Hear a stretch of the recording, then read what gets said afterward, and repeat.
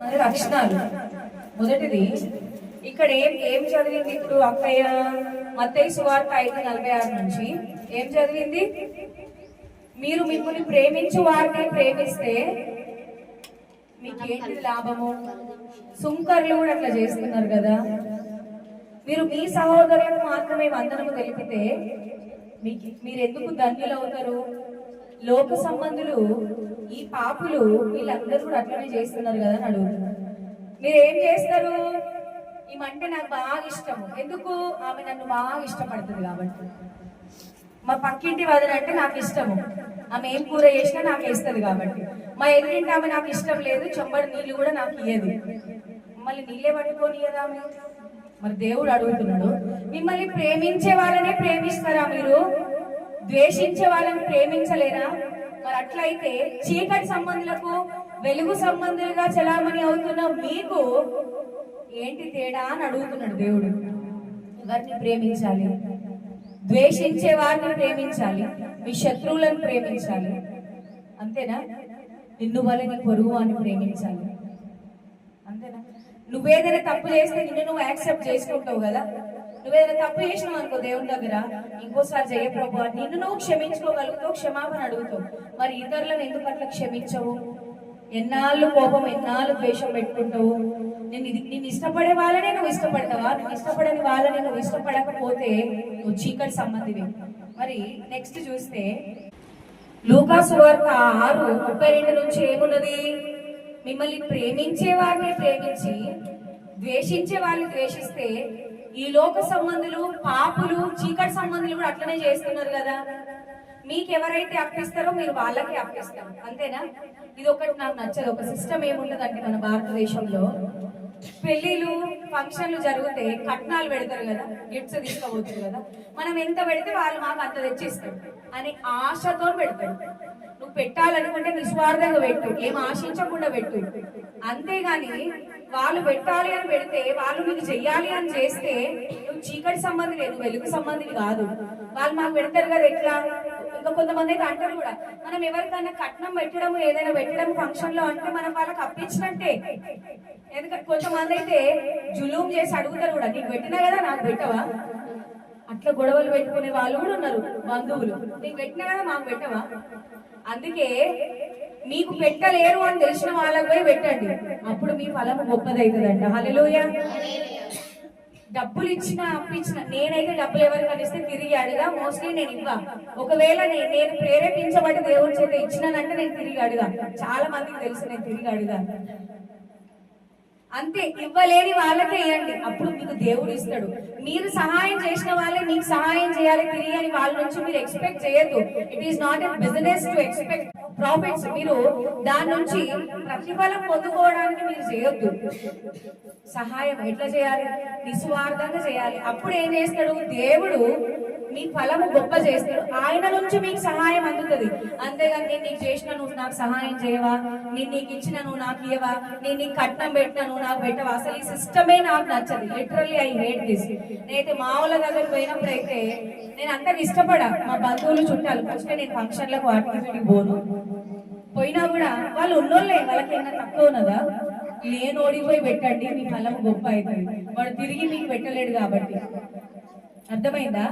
పాపులు, చీకటి సంబంధులు కూడా ఇట్లనే ప్రేమించే వాళ్ళని ప్రేమిస్తున్నారు, ద్వేషించే వాళ్ళని ద్వేషిస్తున్నారు, అప్పించే వాళ్ళకి అప్పిస్తున్నారు, కట్నం పెట్టే వాళ్ళకి కట్నం పెడుతున్నారు. మేము క్రైస్తవులం అని చెప్పుకుంటాం, మేము అట్లనే చేస్తాము అని అంటే చీకటి సంబంధాలకు మీకు తేడా లేదు. లిటరల్లీ మీరు కూడా చీకటి సంబంధులే అని డైరెక్ట్ చెప్తున్నాడు సువార్తలలో. అర్థమైందా?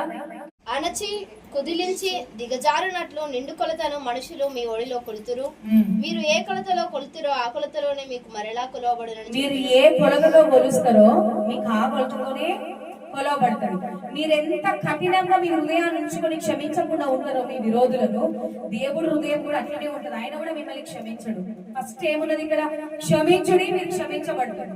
వాళ్ళు మిమ్మల్ని తిట్టిండ్రా, కొట్టిండ్రా, ద్వేషించిండ్రా, అన్యాయం చేసిండ్రా, మీ జీవితాన్ని నాశనం చేసిండ్రా, ఏం చేసిండ్రా అనవసరం. మీరు క్షమించండి, క్షమించబడతారు. నేను అధికముగా క్షమిస్తా ఎవరినైనా. ఎందుకు క్షమిస్తా? వాళ్ళేదో గొప్పలు, నేనేదో గొప్పదాన్ని కాదు, నేను చాలా చెడ్డదాన్ని, మంచిదాన్ని కాదు. నా తండ్రి నన్ను క్షమించాలి, నేను పాపిని, ఆయన నన్ను క్షమించాలి కాబట్టి ఆయనను బట్టి క్షమిస్తా. నా నుంచి మేలు పొందుకొని నన్ను దూషించి నన్ను అన్యాయం చేసి నన్ను రోడ్డుకి ఈడ్చే వాళ్ళు ఉంటారు కదా, ఎట్లా క్షమించడానికి మనసు వస్తుంది అని అన్న కొంతమంది ప్రశ్నిస్తారు. విశ్వాసం ఎట్లా? ఎందుకు? వాళ్ళ కొరకు కాదు, నా తండ్రి కొరకు నేను క్షమిస్తా. ఎందుకు? క్షమించుడి మీరు క్షమించబడతాడు, ఇయుడి మీకు ఇవ్వబడును ఉన్నది. నేను బీదలకు ఇస్తా, విస్తారం ఇస్తా, నాకు ఉన్నదానికంటే ఎక్కువ ఇస్తా, నాకు లేకున్నా ఇస్తా. అది అందరికీ తెలుసు. నాకు లేకున్నా ఇస్తా. నేను ఎందుకు ఇస్తా? ఈయుడి మీకు ఇవ్వబడి, నేను ఇస్తేనే ఆయన నాకు ఇస్తాడు. మీరు బీదలకు ఇస్తారా? దేవుడికి ఇస్తారా? మీరు మనుషులను క్షమిస్తారా? మిమ్మల్ని మీరు క్షమించుకుంటారా? మీరు ఏ కొలతతో క్షమిస్తారో మిమ్మల్ని కూడా దేవుడు అదే కొలతతో క్షమిస్తాడు. మీరు ఇట్లా చేయి బిగబట్టుకొని పిసినాటనం మీరు చేస్తే దేవుడు కూడా మీకు అదే కొలతతో ఇస్తాడు తిరిగి. ఎవరికి ఇవ్వాలి? దేవుడికి ఇవ్వాలి, బీదలకు ఇవ్వాలి.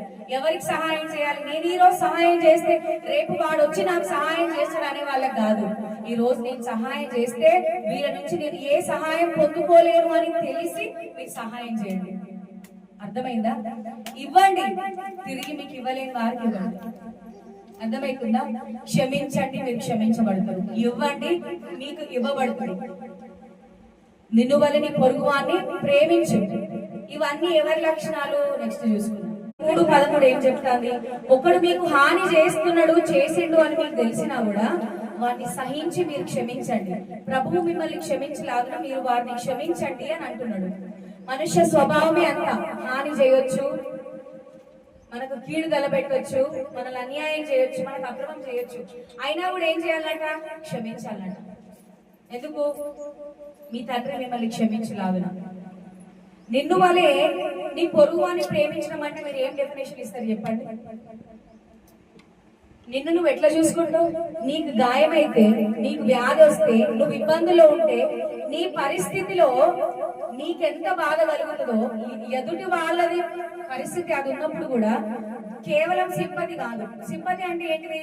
అయ్యో పాపం అని అనుకోవడం sympathy. But we have to show empathy. ఏం కావాలి? ఎంపతి. అయ్యో పాపం అని ఇక్కడనే ఉండరు, వాటి అక్కడ గాయమైంది అంటే వెళ్ళి ఆ గాయాన్ని కట్టడానికి ఏదో సహాయం చేస్తారు. అది ఎంపతి. సింపతితోని మనం బ్రతకొద్దు, ఎంపతి చూపియాలి. నిన్ను వల్ల నీ పొరుగు అని ప్రేమించడం అంటే నువ్వు ఎంత ది బెస్ట్ పొందుకోవాలనుకుంటావో నువ్వు ఇవ్వడంలో కూడా ది బెస్ట్ ఇవ్వాలి అనుకోవాలి. నేను రోజు 3-4 కూరలతో తింటా కదా, నాకు సంపాదన లేదు కదా, నేను ఉద్యోగం చేస్తలేదు కదా, మరి ఎట్లా తింటున్నా? నేను ఫుడ్ డిస్ట్రిబ్యూషన్ చేస్తే ది బెస్ట్ పెట్టాలని చూస్తా. నేను ఎప్పుడు నాసిరకం పెట్టాలి, ఏదో గలీజుగా చేయాలి, ఏదో మంచిగా లేదు చేయాలని మేము ఎప్పుడు ఆలోచించలేదు. ది బెస్ట్ పెట్టాలని చూస్తాం. లాస్ట్ టైం మొన్న నా బర్త్డే అప్పుడు చేసిన ఫుడ్ డిస్ట్రిబ్యూషన్ లో కూడా సాంబార్ అంటే నాకు డ్రమ్ స్టిక్ ఉండాలి, దాంట్లో మునిక్కాయలు ఉండాలి, దోసకాయలు ఉండాలి, లేకపోతే సోరకాయ ఉండాలి, బెండకాయలు ఉండాలి, వంకాయలు ఉండాలి. సాంబార్ అంటే అన్ని కూరగాయలు వేసుకుంటాం కదా. పర్సనల్ గా నన్ను నేను అట్లా తినడానికి నాకు నేను అట్లా ఇష్టపడతా కాబట్టి ఇంకా మేము ఊకే మ్యాంగో పప్పు అని చెప్తాం కదా, మామిడికాయ పప్పు. దాంట్లో కూడా పచ్చి మామిడికాయలు వేసినాము, దాంట్లో కూడా ఎండి మామిడికాయలు కూడా వేసినాము పంచి పెట్టేదానికి కూడా. అక్కడ పెడుతున్నప్పుడు హాస్పిటల్ దగ్గర వాళ్ళందరూ చెప్పారు మస్తున్నదమ్మా మస్తున్నది అని. ఎందుకు? మస్తు ఉంటేనే నేను కూడా తినడానికి ఇష్టపడతాను. మా మమ్మీ ఎంత మంచిగా చేసిన వంకలు పెడుతున్నారు. నన్ను నేను ఎట్లా తినాలని అనుకున్నానో నేను పెట్టేది కూడా మేము అట్లనే పెట్టాలి, ది బెస్ట్ పెట్టాలి. ఎవరైనా చూస్తున్నారా? పైన ఎవరైనా అధికారులు ఉన్నారా? నా పైన ఎవరైనా ఫండ్స్ ఇస్తే నేను పెడుతున్నానా? లేదు. మంత్లీ చేసే food distribution it's completely my personal. అది నా వ్యక్తిగతం, కంప్లీట్ గా నా వ్యక్తిగతంగా నేను చేస్తున్నా.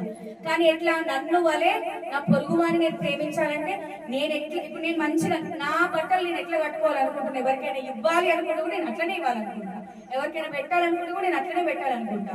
మా ఇంటికి ఒక అమ్మాయి వచ్చింది ఊరు నుంచి, ఆమెకు జస్ట్ నేను ఒక వైట్ టాప్ ఇచ్చిన, ఆమె వైట్ టాప్ లేదంటే ఆ తర్వాత దేవుడు నాకు ఒక 3-4 వైట్ డ్రెస్లు ఇచ్చిండు. అర్థమైందా? ఏ కొలతతో కొలుస్తారో ఆ కొలతతోనే అవుతుంది. నాసిరకంగా పెడతా, ఏదో పల్సగా చేస్తా, ఏదో ఒక్క బెండకాయనే వేసి చేస్తా నేను సాంబార్, ఎవరు చూస్తారు, నన్ను ఎవరు అడిగేది ఉన్నది, నా ఇష్టం. అది నిన్ను వాళ్ళని పొరుగు అని ప్రేమించడం ఎన్నటికీ కాదు. నువ్వు ఎట్లా ది బెస్ట్ పొందుకోవాలనుకుంటావు, ది బెస్ట్ ఇవ్వాలనుకో. మట్టిగానే నాకు 3 కూరలు 4 కూరలతో నన్ను పోషిస్తలేడు దేవుడు. మా ఇంటికి ఎవరైనా వస్తే కూడా నేను అంతే శ్రేష్టంగా పెట్టాలనుకుంటా. నాకున్నా లేకున్నా నా తాపత్రయం అట్లనే ఉంటుంది. ఆ హృదయం చూస్తాడు దేవుడు. నువ్వు సంపాదించే సంపాదనను బట్టి నీ జీవితం సుభిక్షంగా ఉంటది అనుకుంటే అది మూర్ఖత.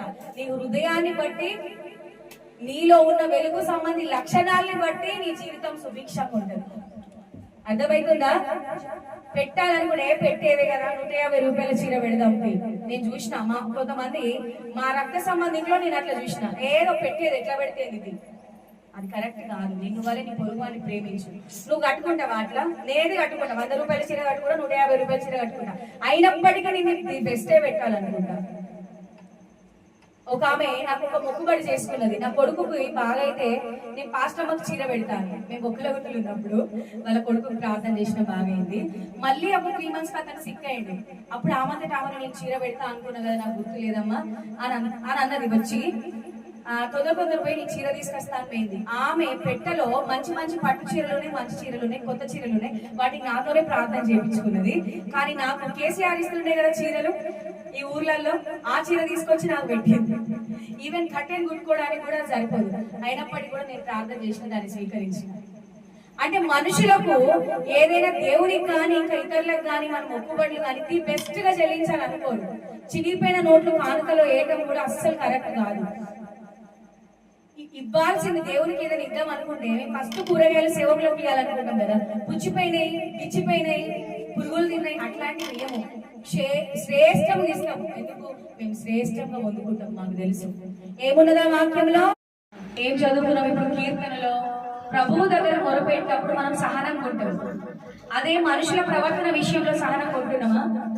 దేవుడు మీ పరిచర్య, మీ విశ్వాసము, మీరు చేసే సమస్త క్రియలు, మీ సహనము, ఇవన్నీ కూడా హలో హలో హలో మాట్లాడు, ఇవన్నీ కూడా ఆయన ఎరిగి ఉన్నాడు. ప్రకటన గ్రంథంలో అంటున్నాడు, నీ శ్రమను నీ ఓర్పును నేను ఎరుగుదును. ప్రతిదానికి మనం ఆయనకు లెక్క అప్పగించాలి.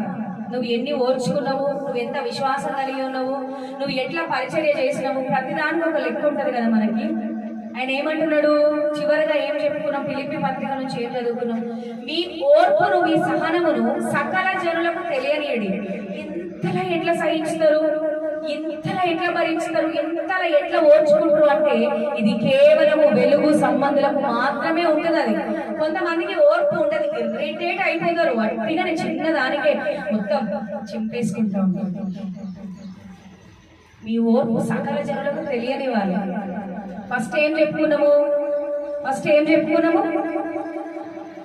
వెలుగు సంబంధుల, చీకటి సంబంధుల లక్షణాలు. ఇప్పుడు ఏ లక్షణాలను బట్టి ఆ కొంత క్షమిస్తానా, కొంత ప్రేమిస్తానా, కొంత ఓర్చుకుంటానా కాదు.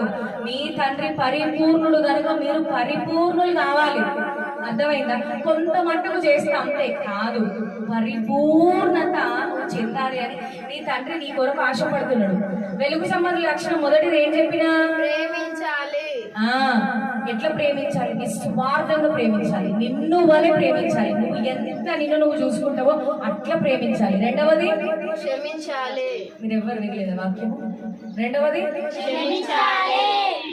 ఎంత క్షమించాలి? మీకు హాని చేసిన క్షమించాలి. పీక్ లెవెల్, లాస్ట్ లెవెల్ అంతగా క్షమించాలి. లాస్ట్ లెవెల్ దాటిపోయిన క్షమించాలి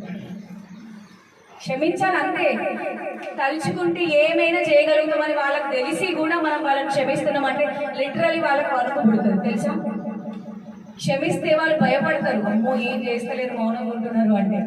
మీకు తెలుసా, మనం తలుచుకుంటే ఏమైనా చేయగలుగుతాం వాళ్ళకి. మనకు హాని చేసిన వాళ్ళని మనం కొట్టలేమా, మనం తిట్టలేమా, మనం ఏమైనా చేయలేమా? అయినప్పటికీ చేసే సామర్థ్యం, వాళ్ళ జీవితాన్ని కూడా మనం సేమ్ గా మనకేం చేసిండ్రో వాళ్ళకి మనం అట్లా చేసే సామర్థ్యం కలిగి ఉండి కూడా క్షమించడమే నిజమైన క్షమాపణ. అంతే. నీకంటే బలవంతునేమో అమ్మ వాడు నన్ను ఏమైనా చేస్తాడనేమో క్షమిస్తావు. నీకంటే బలహీనుల్ని నువ్వు కొడుతావు, తిడతావు, క్షమించకుండా ఉంటావా? బలవంతుల్ని క్షమించాలి, బలహీనుల్ని క్షమించాలి. ఫస్ట్ది వెలుగు సంబంధ లక్షణము పీక్ రేంజ్ ప్రేమ, పీక్ రేంజ్ క్షమాపణ. థర్డ్ది ఇవ్వాలి, క్షమించాలి. నో, అది క్షమాపణలోనే చెప్పిన నేను. థర్డ్ ఏంటి? ఓర్పు, సహనము. మీ సహనము సకల జనులకు తెలియనివాడు.